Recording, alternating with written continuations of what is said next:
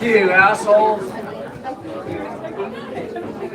Henry, fuck these assholes! I'll see you out there.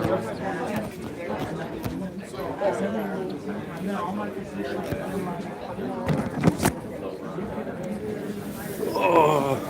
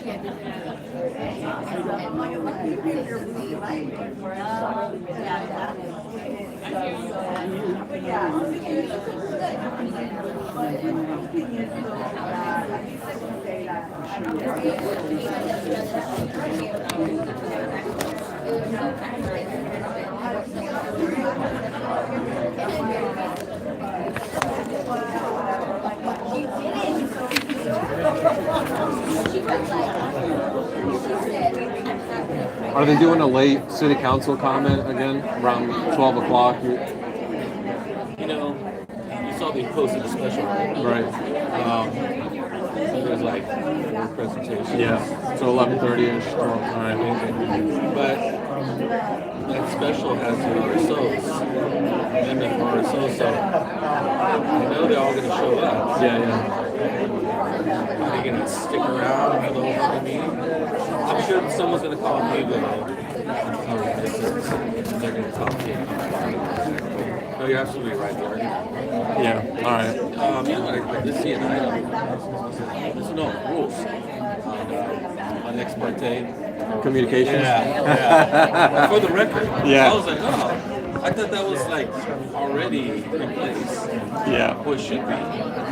Well, that's basically how. Because it's against them. That's how Heidi. I was acquitted of my malicious charges by Heidi. I interviewed her at a public meeting. She didn't know my face, and I asked her about my case, and she just like a tidal wave of just like vitriol came out, and she's like, "Yeah, screw that guy. I did it for them," and I'm like, "Holy shit!" Okay, good morning. Thank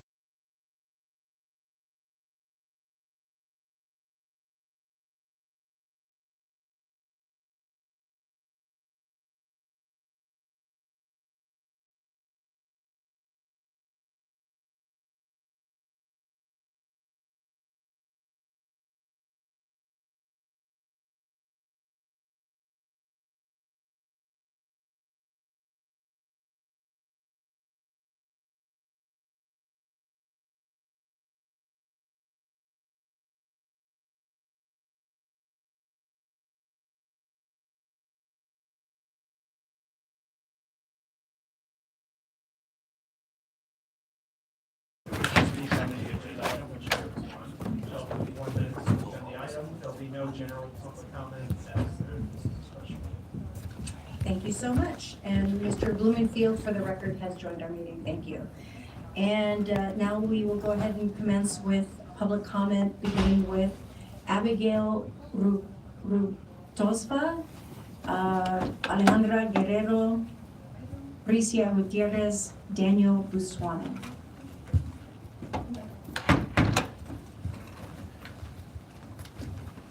Over here, man. Right over this one. All right. No worries. Fix the mic.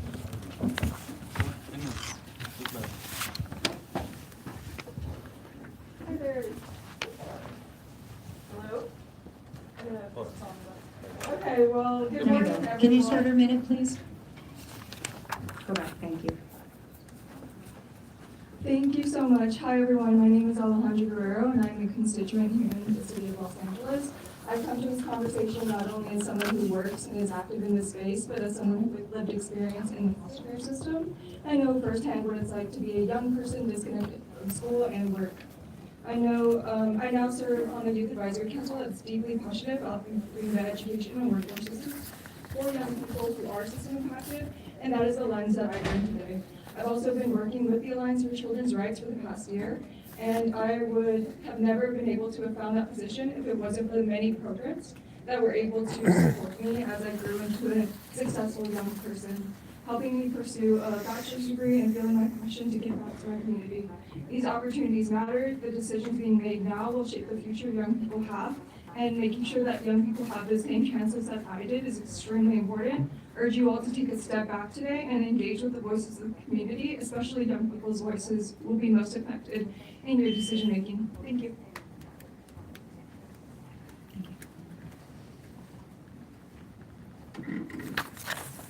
Good morning, council members. My name is Bricia Gutierrez, and I'm here to urge you to protect Los Angeles' commitment to young people by keeping both the Youth Development Department and the Economic and Workforce Development Department as independent, standalone departments.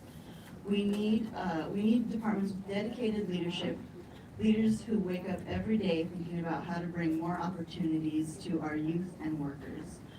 Los Angeles has built the largest youth workforce system in the country with 14 youth source centers serving thousands of opportunity youth each year. That didn't happen by accident. It took vision, coordination, and decades of partnership with schools, community orgs, and city governments. We can't afford to dilute or erase that progress. Economic opportunity starts now, and young people need departments that are laser focused on designing a future with and for them. Please keep the Youth Development Department and the Economic and Workforce Department strong, visible, and independent. Thank you.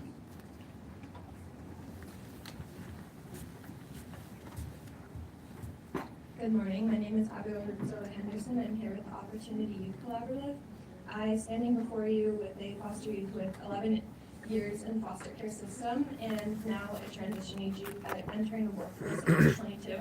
I urge the council to pause and evaluate the effects of this consolidation. This is an extremely precarious time where federal cuts are threatening the livelihood and well-being of vulnerable communities, and especially the vulnerable youth within them.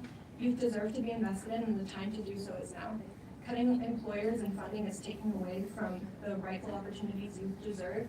Not only those opportunities, but the funding to make sure that those opportunities are authentically engaging with youth and taking the proper time and resources to make sure to fill in the gaps and improve the disheartening statistics that we are already seeing in the community. So when you cut departments like YDD and EWDD, you aren't just cutting programs, you're cutting futures. Thank you. Daniel Busuano Henry, Juliana Rodriguez, Jacqueline Iniguez, Jennifer V. No? All right, I'll go. I was gonna wait for them. But... Is your name called? No. You go ahead first. Yeah, you go first. Good morning, council members. Sorry, my voice is a little lost in. My name is Jacqueline Iniguez. I'm policy manager with the Los Angeles Area Chamber of Commerce. The chamber is concerned that the projected cost savings from reducing the general manager positions for each department will offset the loss of leadership and critical institutional knowledge. Our business members are concerned about losing the continuity with current EWD points of contact and the risk of delays in payments or communications that could disrupt program operations. As the consolidation moves forward, we just urge the city to prioritize continued investment in youth programs, ensure the Advanced Delay Plan remains supportive for the older workforce, and preserve dedicated local business support functions. The Chamber respectfully requests that the city have clear communication, transparency, and accountability essential to avoid service disruptions for workers, employers, and community members throughout this process. Thank you for your time and consideration. Thank you. Hi, your name? Henry. I want to thank the brave young people that came up and spoke today, and it's an important item where it's an item discussing money, and yet here we have at the podium one key person missing, and that's the city controller, because the city controller actually audits the money that the city is spending.